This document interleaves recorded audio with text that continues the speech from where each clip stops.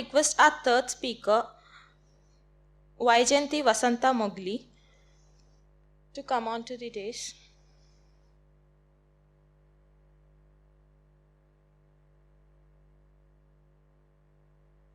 Today, our third speaker's topic is language choices, authoring of us and our lives and genders. I invite Nayana to introduce our speaker.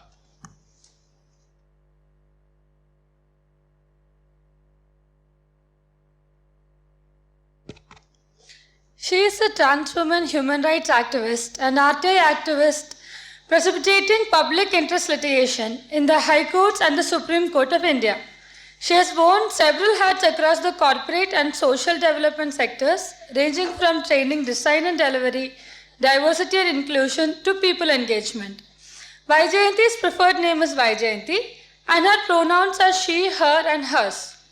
Vaijayanti has worked and volunteered across collectives, issues, organizations, and movements of anti-trafficking, construction laborers, domestic workers, environment farmers, migrant workers, and weavers, among other things. As a transgender person, Vaijayanti has actively been involved in advocacy efforts in the domain of gender to expand the rights of transgender people, women, and other marginalized communities. She is one of the founding members of the Telangana Hijra Intersex Transgender Samiti, Queer Swabhimana Yatra, Telangana Queer Transgender Janalu, all of which are unfunded and an unregistered people's collective and network of queer, Hijra and transgender people. Vaijayanti volunteers pro bono with the Hijra and transgender community and is engaged with the community, the legal fraternity, and the government to foster a legal framework that decriminalizes the existence and subsistence of the transgender community. In August 2022, she was appointed by the government of Telangana as a member of the Telangana State Welfare Board for Transgender Person, constituted with a government order MS number 21 dated 19/8/2022 of the Department of Women, Children, Disabled and Senior Citizens. Her public interest litigation work was quoted twice as citations on pages 59 and 71 in the sensitization module for the judiciary on the LGBTIQA+ community designed by the E-Committee Supreme Court of India.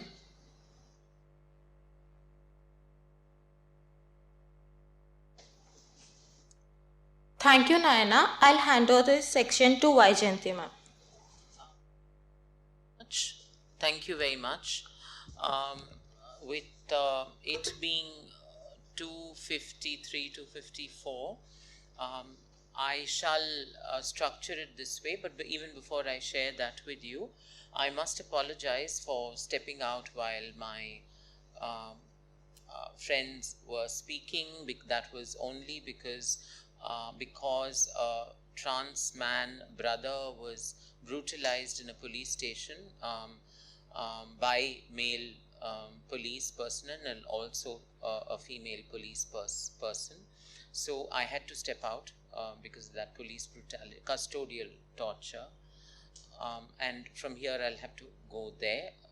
With this, I want to begin the lived realities of transgender persons. There can be nothing, I don't know if there can be anything more stark and flagrant than what I just shared. I'm sure there are macro violations all around, but this gives you a sliver, a slice in the average day of an average transgender person's. Custodial torture, police brutality is very much part of day-to-day existence of very many transgender persons, particularly in this case it was a person assigned female at birth who has transitioned and self-identifies as a man, well within his rights to do that. On the other hand, we have a lot of trans women who, as you already know, as my friend and friends, both of them have shared, particularly Rachana has shared, that most trans women, and I'm no exception. Although I haven't done sex work full time, but then most trans persons, and I'm no exception, we have had to, from time to time, be dependent on it. And I'm not trying to paint that as some kind of a sad story, because many of us refuse to identify as victims or survivors, and I'm not passing any value judgments on the others, the other transgender or even non-transgender persons who identify as victims or survivors. But some of us, in the face of custodial torture and violence, at least some of us don't want to. Now, the mainstay of our employment, historically, the generational historic livelihoods being mostly and largely begging and / or sex work, where the former is a bit glorified and deified, on the other hand also vilified, in as much as women are glorified, deified, and also vilified, which are very false binaries. There is a whole world of lived realities, monstrosities, right in between. To give you an analogy, bulk of our humanity does not live on the poles. How many human beings live on the North and the South Pole? The bulk of the humanity lives right in between the poles and not on the North or the South Pole. So,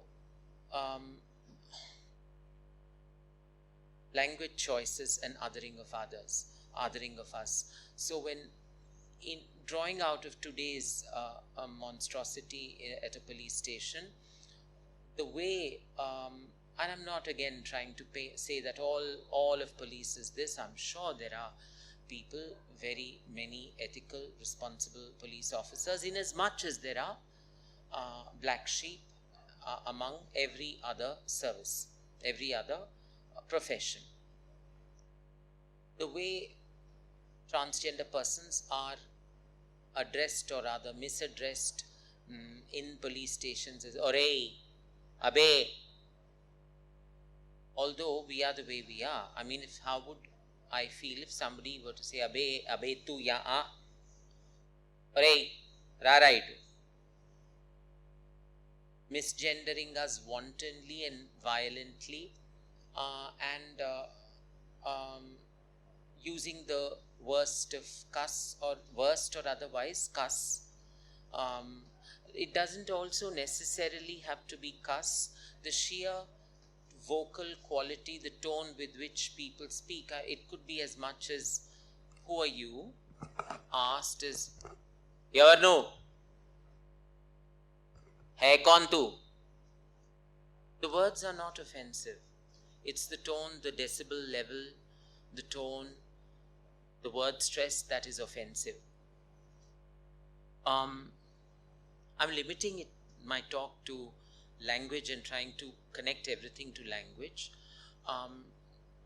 Here I'll veer a little towards, how many of you here have watched the film Jai Bhim?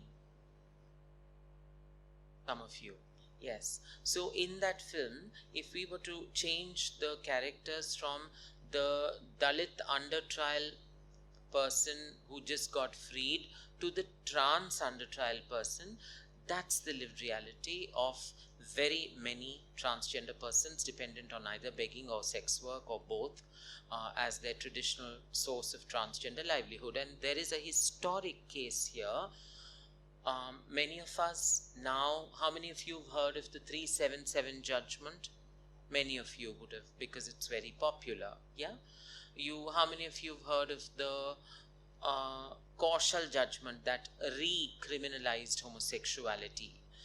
377 judgment decriminalized it, but the Kaushal Faisla jo, I will mostly speak in English, 80%, but I shall also speak a little bit of Telugu and Hindi, 10% of Telugu and 10% of Hindi.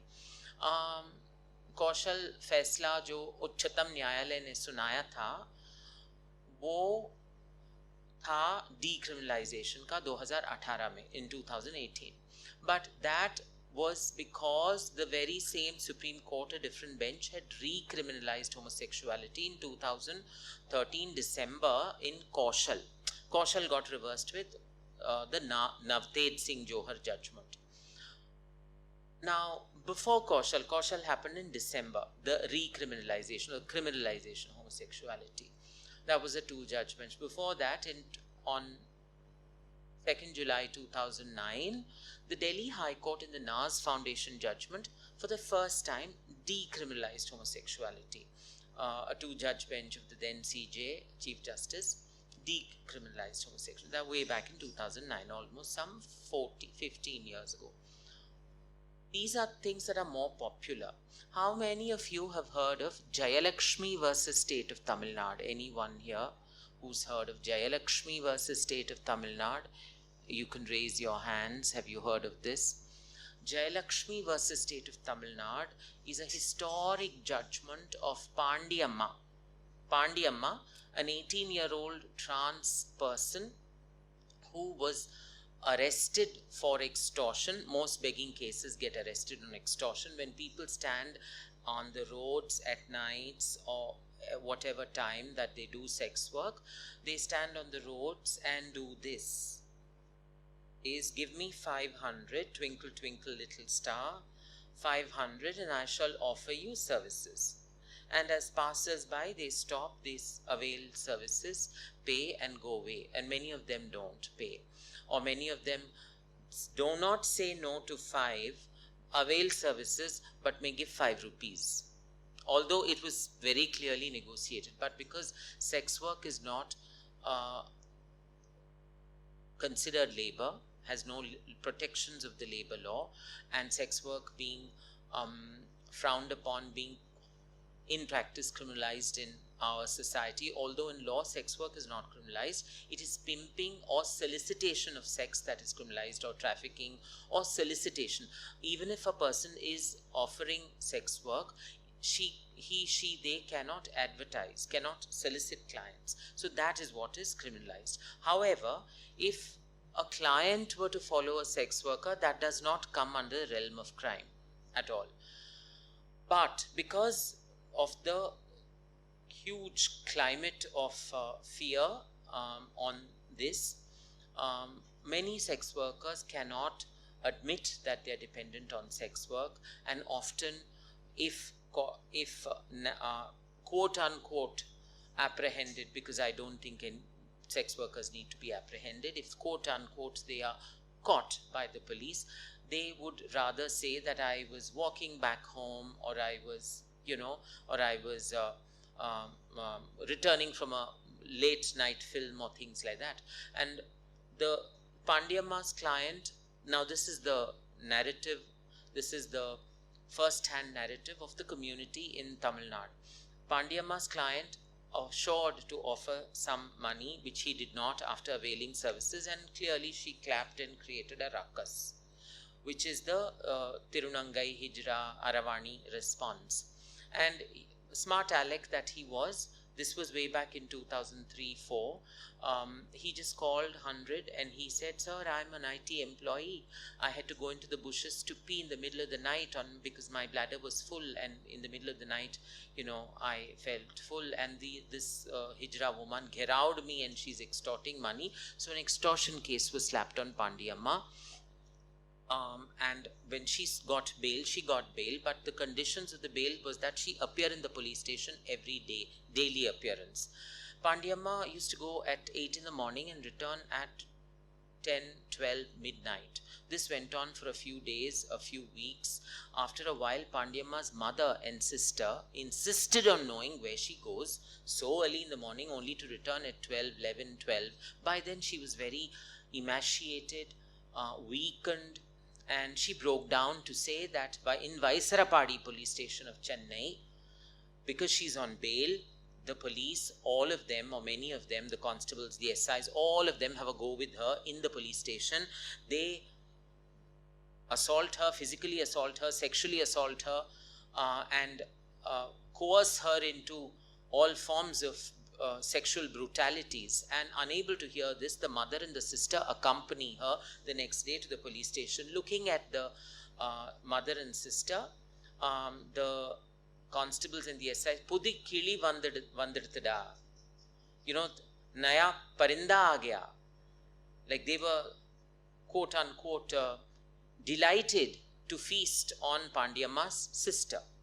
Until then, Pandiyamma was facing this. As sex workers, as transgender persons, I can't speak for everybody, but in my own case, I've been sexually assaulted very many times. Today, I don't feel as scared of sexual assault as I felt of it when I was assaulted the first or the third or the fourth or the fifth time. Perhaps now, I can't make an oversimplification of this. Perhaps now, as sex workers, we know how to navigate through violence with minimal violence inflicted on us. If this is a daily reality, we figure out ways like rivers to meander through that maze of violence to escape out of it with perhaps quote unquote minimal violence. And when it is your loved one who is facing the specter of violence, you can't take it. Pandiyamma didn't know what to do. She just sent them out of the police station, but she has to go the next day, and they're definitely going to ask her, where in the Pudukili enge, where is this new parinda? Oh, naya parinda hai kahan? So she didn't know how to deal with this. The next day she goes to Vaisarapadi police station with a jerry can of 20 liters of petrol, sets herself ablaze, screaming in pain that this is what happened to her. And she dies a few days later in the government hospital, where she keeps telling the medical staff, the government doctors and the nurses, this is exactly what they did with me for weeks. And I yet figured out a way to survive, but I could not deal with it when they threatened to do similar or worse things to my sister. The government doctors and the nurses held fort. She died, she didn't survive, but the police closed ranks to hush it all up. But the government hospital, not being under the Department of Home, which the police is, being a different department, they also closed ranks to testify against the police. And this is Jayalakshmi versus... That sister is Jayalakshmi, Pandiyamma's sister, and that case went to the Madras High Court.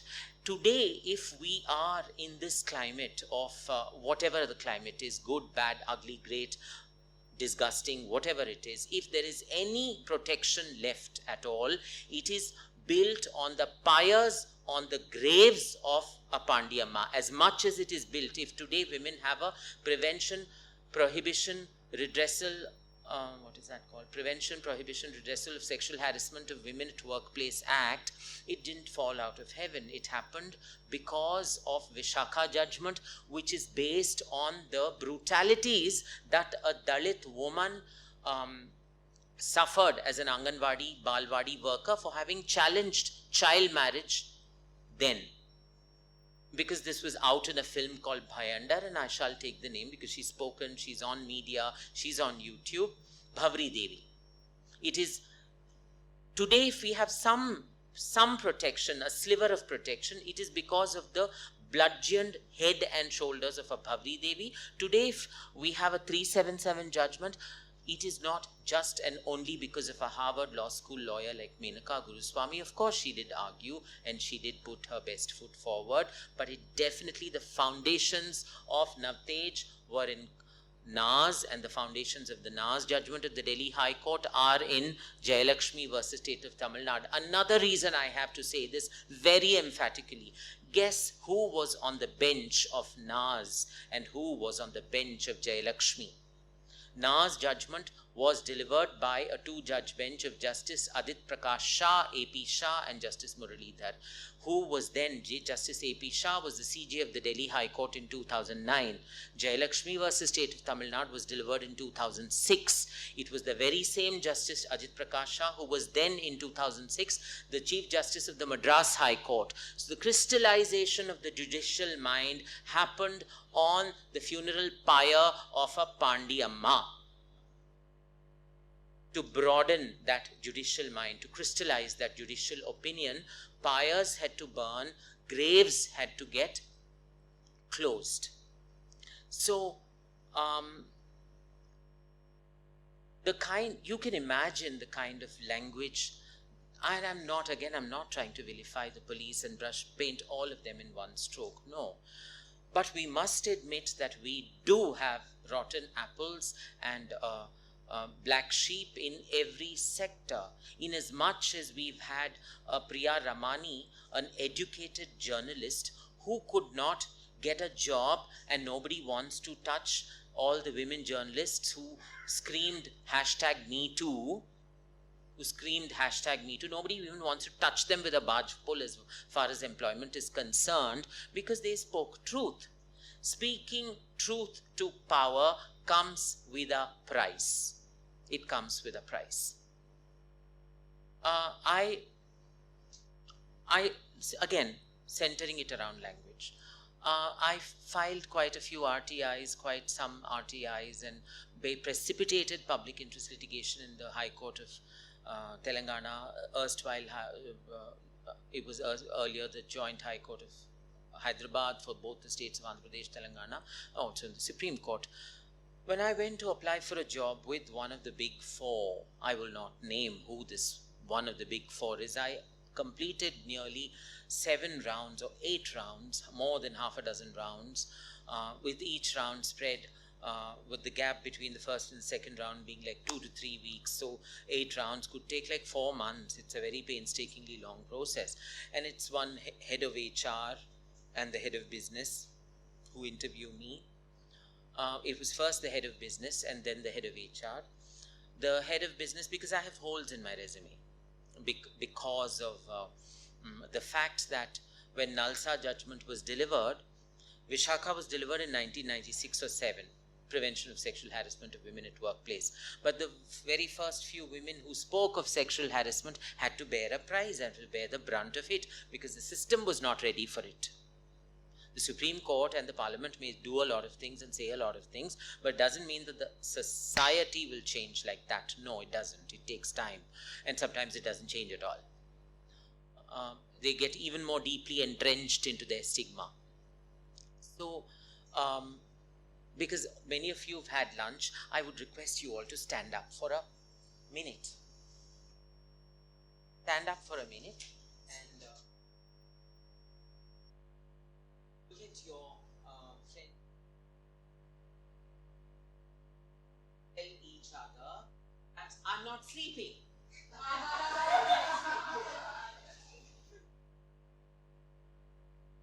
Yeah, louder. I'm not sleeping. Great. So we'll stay standing for a short while.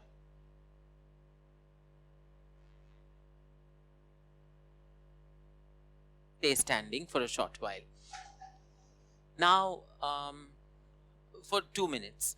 And then, where was I? What was I talking about? I was talking about Vishakha. So, Pandiyamma, Vishakha. When the Nalsa judgment was delivered, until then, I used to go dressed up like a guy to work in male attire. When Nalsa judgment was delivered, I felt gung-ho. I'll just be myself. And I went to my employer, one of the big four, and I told my employer that, look, I'm a trans woman. I'm not going to come dressed in my male attire anymore. I shall come present myself as a woman. And my boss, my boss's boss, my boss's boss's boss were all men. And I was not working at my employer's location. I was working at a client location. And that was not a client location for client employees. It was a client location for vendors. There was a bit of rundown for vendors. Not that 7-star, 5-star kind of a thing. And the client was another huge big brand. So when I told them, most of them, the labor mobility is very high with men. Talent mobility is very high with men, because when women have to relocate, they have to take their parents' permission, in-laws' permission, husband's permission, everybody's permission. So most of them were relocated from Gurgaon, from Noida, and they were operating in Hyderabad. And when I told them, they didn't know what to make out of it. And I'm here, my boss goes and talks about it with his boss, and my boss's boss is just some 7, 8 footsteps away, and he says, and it's a very stressful work environment. It's like a stock market. There is my employer and another competitor and another competitor in that bay. It's like a stock market. They're all vendors competing, and there are dashboards. It's like a stock market. So, and when my boss tells my boss's boss that I have a team member who says he's trans, and I can overhear that because they're not very far. क्या बंदा कहता है कि बंदी हो गई, मुबारक हो यार, deal with this filth. Mubarak ho, deal with this. Dude, I don't want to deal with this shit, yeah. Mubarak ho. What do you make out of that? Yeah. And there are no gender neutral restrooms. There were no gender neutral restrooms then. I was not allowed into a women's washroom. So I used for, now please be seated.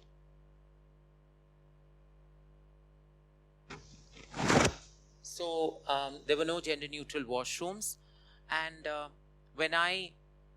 how will I work for 10 hours, because my productivity has to be 8.5 or 9 hours, and I only get like 45 minutes for lunch or meal, and some 2 or 3 10-15 minute breaks for bio breaks, washroom breaks, tea breaks.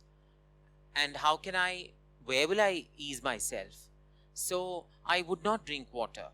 And when I did that for a while, it led to hematuria. Hematuria is blood in the urine because of dehydration. Eventually, and when I wanted to be redeployed or relocated to my employer's location, I wasn't accommodated. I was kept on bench till they kept telling me, they were wanting me to resign, but I refused to resign. But there came a point where I felt, how long will I fight like this with people who want me out of the system? So I did resign eventually. I resigned myself.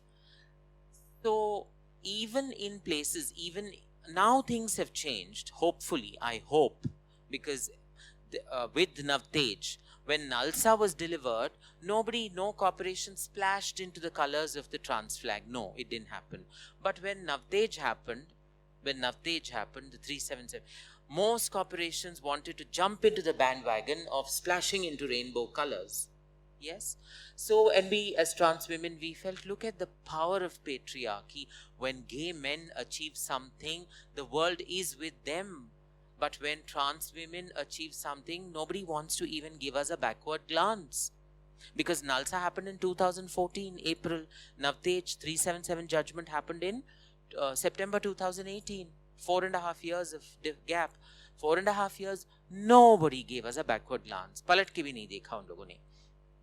So the language, again coming back to language. Mubarak ho, banda bandi ho gayi, yaar, deal with this shit. Language choices, othering of our genders. Arey, rare, rabe, in a police station.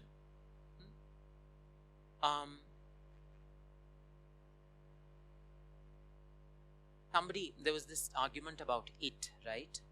When I was a child, there were occasions when I used to get called in the grammar Renan Martin book. There was masculine, feminine, neuter gender. So they used to some of them used to scream and call me neuter.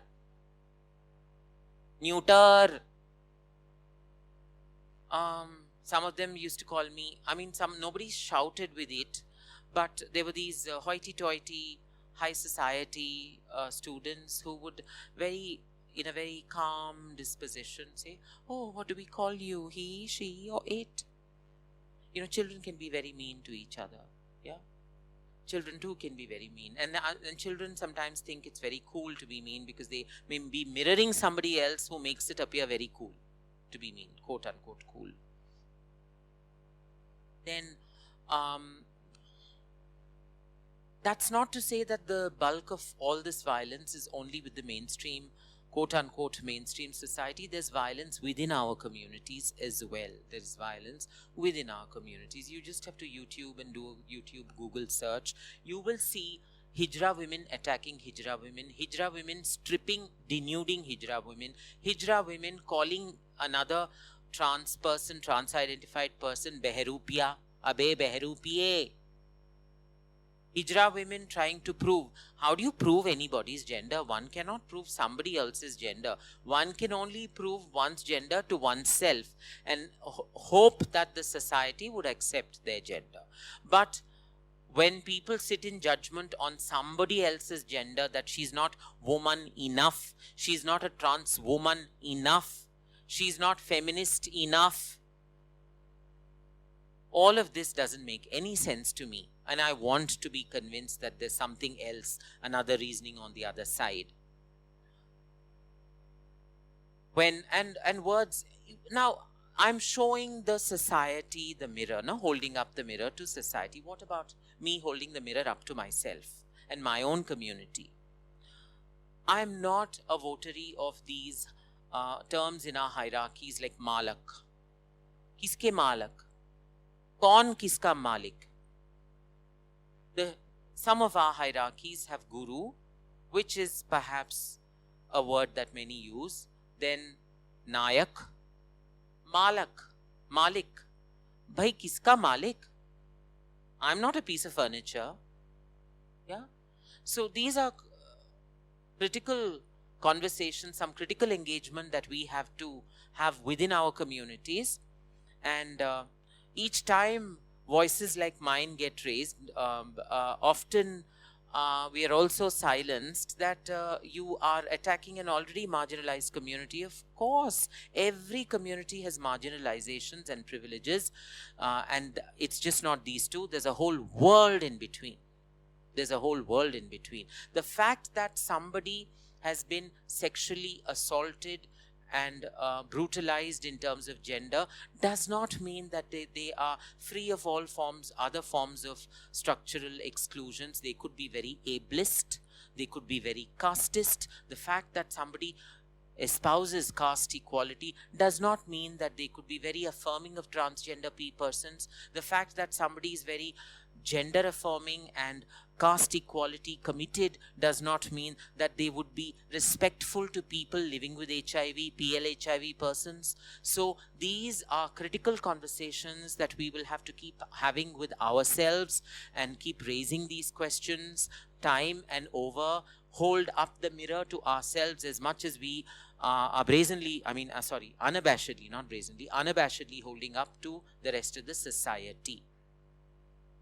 And these corrections are best done by those communities. We did not tell, and for a sheer lack of any other example, we did not have the gumption to tell Muslim women not to go to court to get instant triple talaq struck down.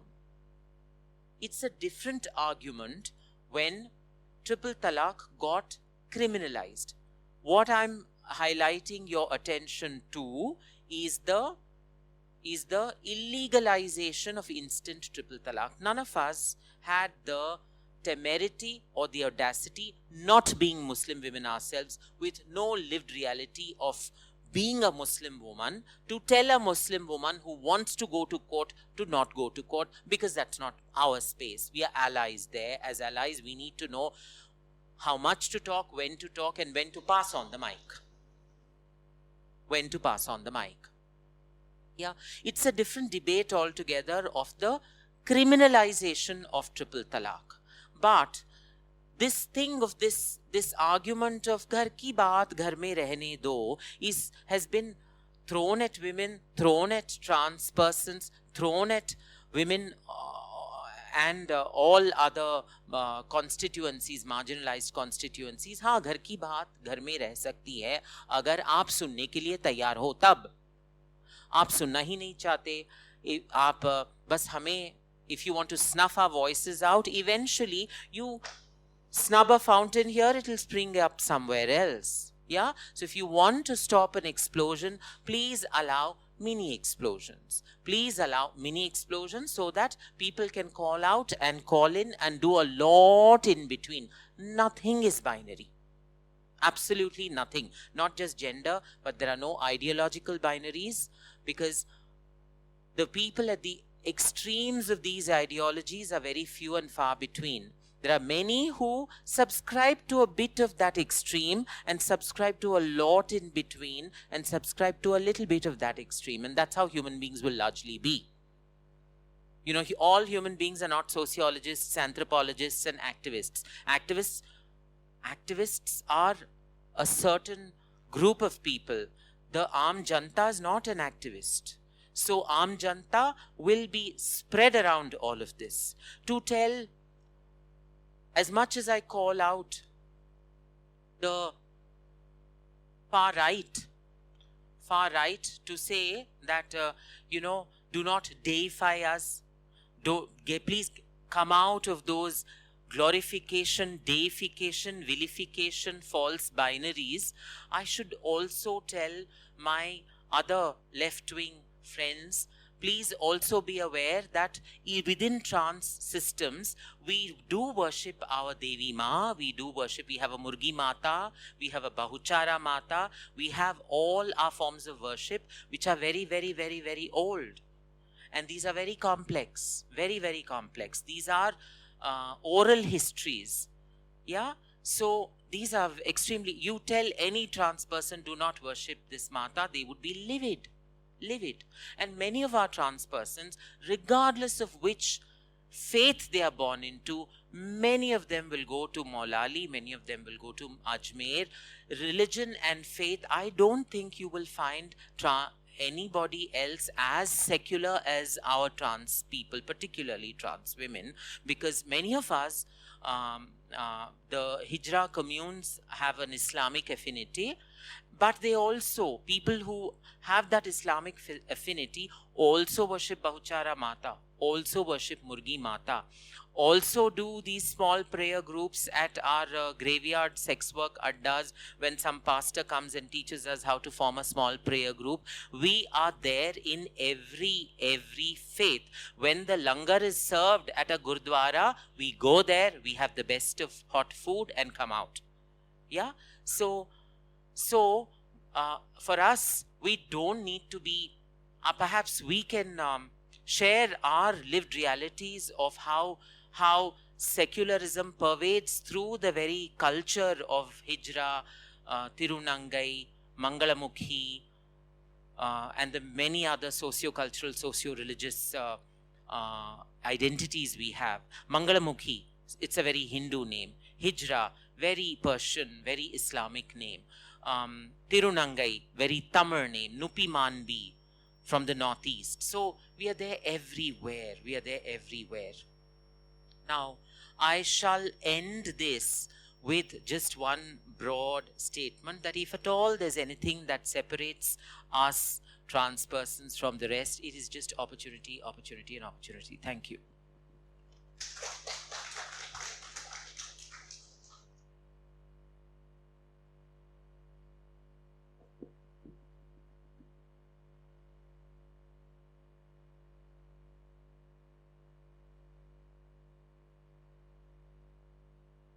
The floor is open for questions.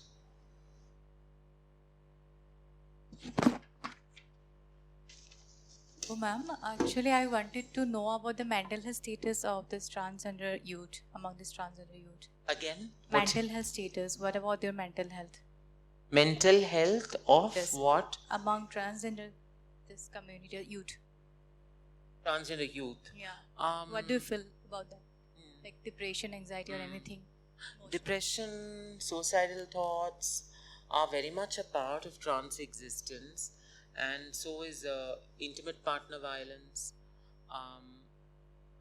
All of that is part of trans trauma. There is trans euphoria as well, that some of which was noticed yesterday at the Pride in cultural events. There are jalsas,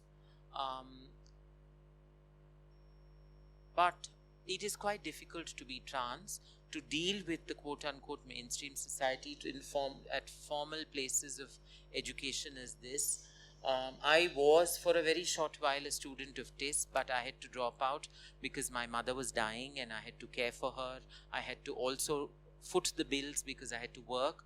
In that 1 month at TIS, I've had one or two instances where when I went into the women's washroom, another student she was talking to somebody on the phone and she was telling that person on the phone, अबे यार मैं इतनी डरी हुई हूँ, कैसे कैसे नमूने आ जाते हैं लेडीज वॉशरूम में, मैं सही सलामत यहाँ से लौटूं या नहीं. She's not telling me that. I can't pick that up with her. She's telling somebody else. What am I to make out of that? Am I supposed to be some walking criminal who ventured into the... It's not as though a woman's restroom is some hot seat or something like, it's not a lottery that you get and all lottery winners go into the women's restroom. They just go there to ease themselves. Yeah. So from that day, I'm a little careful because this is the last thing that one wants to hear when one goes into the washroom. It also reminds me of another anecdote of Justice Sonia Sotomayor, who's a serving Supreme Court judge in the US Supreme Court. She's a person of Spanish history, antecedents. Her generational ancestors were from that part of Europe. And when she went into the women's washroom at a restaurant and she came back to her table to order food, there was a lady in the women's washroom who was washing her hands. She just crosses her and that lady goes back to another table right beside hers and tells her male companion, that lady tells her male companion, assuming this is Sonia Sotomayor, I'm Sonia Sotomayor, that is that lady's table, which is just like some 4, 5, 6 feet away. And she tells her male companion, this woman in that other table, she is a drug addict. I saw her injecting something into her veins. Justice Sotomayor hears that. She was not a judge those days. She was just a lawyer. And she patiently walks up to her and says, ma'am, I am a diabetic. I have to take my insulin to stay alive. Please do not assume the worst when you see something you know nothing about. You know nothing about it. Don't jump into assuming the worst out of it. कुछ नहीं पता, आपको कुछ नहीं मालूम, आप उसका इतना उसमें सबसे भद्दा मीनिंग ही निकालते हो, भद्दा मतलब ही निकालते हो. ये मत कीजिए. I'm also very sad to hear from some of you or few of you that this panel was resented by a person, and was that a few students were advised that all of you should be careful of forces like us, because I don't know what force we represent, and we really didn't self-invite ourselves here. We've come here because you invited us.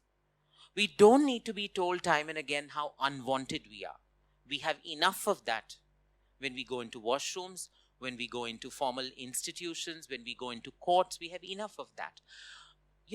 Before you say something of damnation, please remember that there are other people listening. There are children listening. Children will learn just that.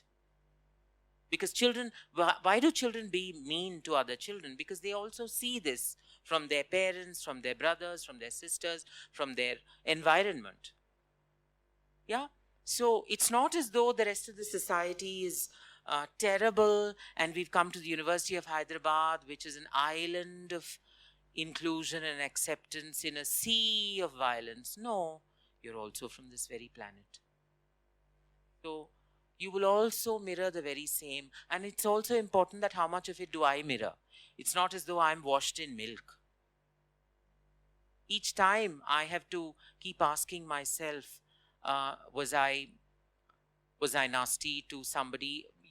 The colloquial terms, when one is very familiar, when one has some rapport, and when one, particularly with rapport and with intimacy, there's a lot of humor that will creep in. Instead of, in Telugu, sometimes you say, Ayo Musaldana.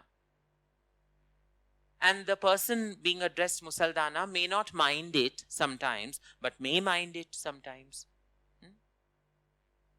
Within our Hijra women as well, when we refer to a senior Hijra person, we end up saying, Ariyo budiya amma, aaja, baith, kha, kab tak kaam karti rahogi. Right? So we have to be mindful. Sometimes they just may not mind it. Sometimes it may really hurt them. So things like that. I'm trying to center it again back to language and usage. Yes, next question. Did I answer your question? Next question.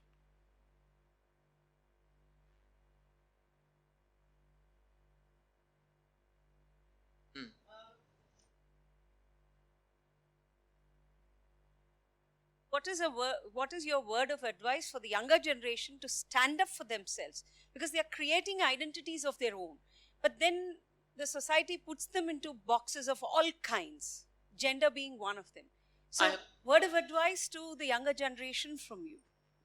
No, I'm nobody to offer advice. You figure it out, make your mistakes, learn out of mistakes.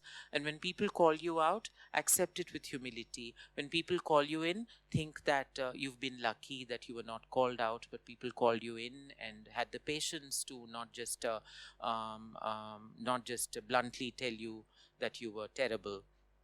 So you navigate through that. It's not as though I never was a jerk. I have been a jerk, and anybody who says that they have never been a jerk in their life ever is the biggest jerk. Yeah, we all make mistakes. We all are very enormously underwhelming to people who we need to support. So we should be mindful of that and keep unlearning and learning and relearning. That's all I would say. And you figure it out. You will figure it out. You make mistakes, but don't keep repeating the same mistakes. Anything else?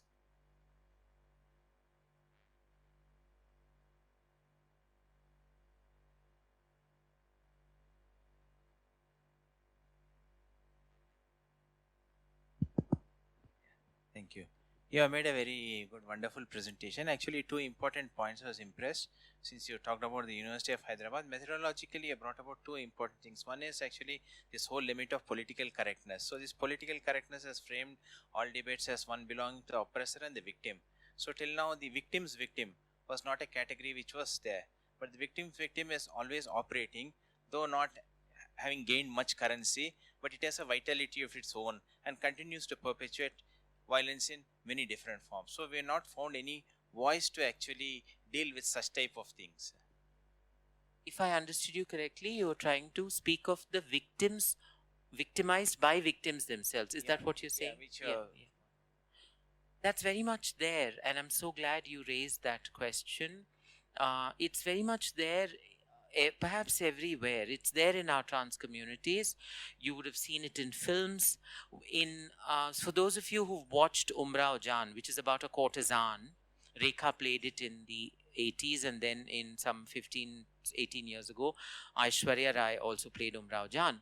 And when she wants to set up a new split out of her matriarch and set up a new setup as a ghazal singer, the madam who runs the brothel, she says, "Ab mera kya hoga?" So we have, and I again don't want to vilify her and just vilify her alone. I'm reminded of Living Smile Vidya, a Dalit trans woman's autobiography, in which she says, quote, "Victims become tormentors overnight," unquote. Victims become tormentors overnight. Because when there's no way out, the only way is way inside but up. So people try to cease to be victims and become perpetrators. I'm again with this in that Eric Burns transactional analysis. There's something called the drama triangle: victim, perpetrator, rescuer. Sometimes when we think that somebody is the victim, we then realize they're the rescuer, and those vertices keep changing. So it's important to try to dissolve or break that cycle. It's not about those people. We have to break the systems. People will come, people will go. Often what happens is we get flustered and we get infuriated by people. It's important to see people as people and understand the ideological monstrosities that operate out of people. Because today, your perpetrator may cease to be a perpetrator, may die, may get transferred, but the person who comes later may also follow the same pattern. So it's not just that one person, or it's just not about people, it's about that culture, it's about a culture of impunity. So it's important to change that system. And I don't know if systems can always be changed like that. Sometimes yes, but very often not. So it's important for those within the system as well to work to change the system, and people outside the system as well work to change the system. Particularly in our Hijra trans communes, when there are many there's something called Hukka Pani Band. Hukka Pani, nobody's supposed to talk to that person is ostracized. Things are slowly changing now. Imagine how atrocious that is, that all other trans people are told that this trans person must not be spoken to. You must not offer water. You must not check on this person. These things are now changing. Dand, penalties. So these things are changing. And victims of victims are bound to happen when the systems don't change. So this is my limited understanding. Again, I'm not saying that I have arrived, I know it all. No, this is my limited understanding. You can use this or something else as a foothold, as a staircase. Go beyond that, use our shoulders to gain a better line of sight and come up with your own model. You know, ours are very bludgeon shoulders. We were offered somebody else's bludgeon shoulders. You stand on those shoulders if you want. No compulsion, no coercion.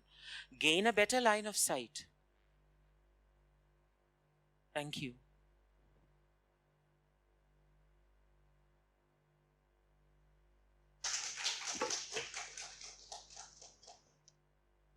Thank you, ma'am. I request Srideepa ma'am to felicitate Vaijayanti ma'am.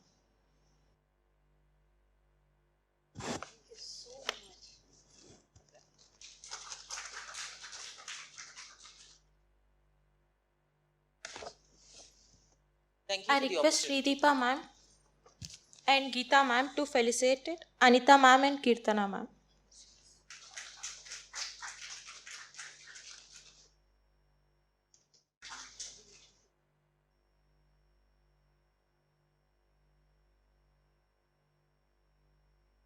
Let me introduce the donor who wishes to be anonymous, but then we pulled her out because without her, this event would not have happened at all.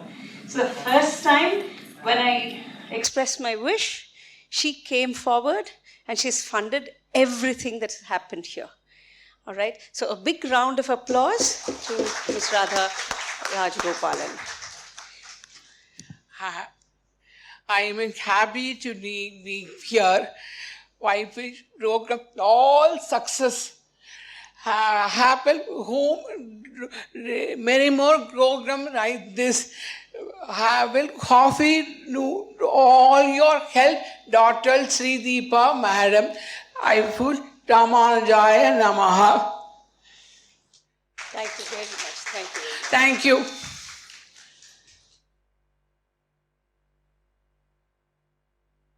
Thank you, ma'am.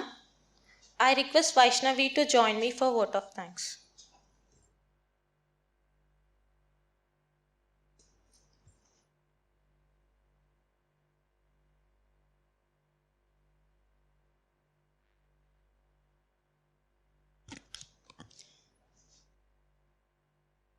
We have successfully completed the first lecture in our lecture workshop series. On behalf of the Center for English Language Studies at the University of Hyderabad, I extend a heartfelt thanks to all of you who have made this lecture workshop series on the title Voices and Vision, Exploring Language, Media, Equality and Equity in Modern Landscape, a resounding success. We are deeply grateful to our esteemed speakers Rachana, Kiran, Vaijayanti, who have generously shared their expertise, insights and experiences on such crucial topics. Your contributions have enriched our understandings and inspired us to strive for positive change in our society. Your presence has truly made this platform meaningful and inclusive. I would also like to express our gratitude to the sign language interpreters Anita and Kirtana, who have helped us to open the door for specially abled audience. I would like to take a moment to express our deepest appreciation to the driving force behind this event, the visionary organizer, Dr. Srideepa Ma'am. Your dedication, meticulous planning, and your excellence has truly set a benchmark for all of us to aspire. Thank you, Srideepa Ma'am. And we are truly privileged to have you at the helm, and we eagerly anticipate the brilliance that lies ahead under your stewardship. I would like to extend a heartfelt gratitude to Mrs. Radha Rajagopalan for his generous sponsorship for the lecture as well as workshop series. Her support has made it possible for us to bring together experts and enthusiasts alike to exchange knowledge and insights in the topic. Her dedication to education and community development is truly inspiring, and we are incredibly grateful for her contribution to this initiative. Thank you, Mrs. Radha Rajagopalan, for your invaluable support, ma'am. I thank Dr. Jyoti Haimavati, the HOD, CELS, for permitting us to conduct this lecture as well as workshop series. Thank you, ma'am. I also thank the Dean, School of Humanities, for all his support and cooperation. I extend our deepest gratitude to Vice Chancellor for their invaluable support and championing the spirit for learning and collaboration. Special word of thanks goes to the organizing team, Shadab, Amar, Rameshwari, Prakash, Smriti, Masira, and all the volunteers whose dedication and hard work behind the scenes have made this event possible. Your tireless effort have ensured a smooth and memorable experience for everyone involved. Kudos to the organizing team and the volunteers. I extend my heartfelt gratitude to our esteemed caterers, whose culinary expertise has delighted our taste buds and added a savory touch to our gathering. Last but not the least, I want to thank all the attendees for your enthusiastic participation and unwavering support. Your presence here today signifies your commitment to promote equality and equity and social justice. As we conclude the first day of our series, let's carry forward the insights gained and continue our efforts to create a more inclusive, equitable and empathetic society for all.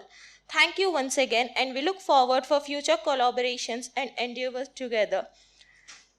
Hip hip hooray to all the Srideepa ma'am students who have actively participated in this lecture series. Thank you all. See you. One small correction, it is Miss Radha Rajagopalan, not Mrs. Just a correction. Thank you, one and all. Hope to see you back again. Have a great day ahead. Thank you so much.